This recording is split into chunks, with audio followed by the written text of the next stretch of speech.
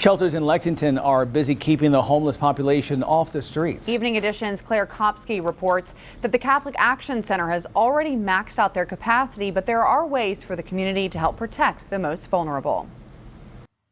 For 21 years, the Catholic Action Center has been serving the Lexington homeless community as a community-funded organization.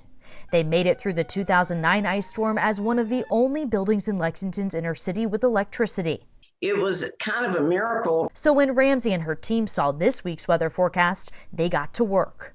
And at this point, we're about ready to batten down the hatches and pray that everyone stays safe. Ready to do so because of what they did last weekend to help provide shelter to those on the streets. Going out and getting folks off the streets and out of the camps. We ended up getting 91 people who we have in motels because we could not add them to the population of the Catholic Action Center due to COVID.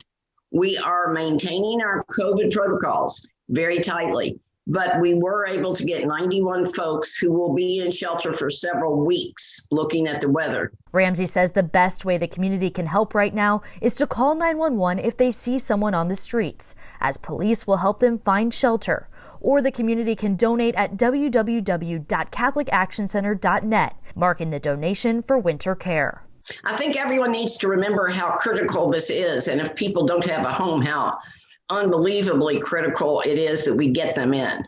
So if you've got checking on your neighbors, being sure they're okay is important too, because during this time, the most vulnerable are the ones who will be the most impacted. And many of our folks who call the streets their home are the most vulnerable in our community.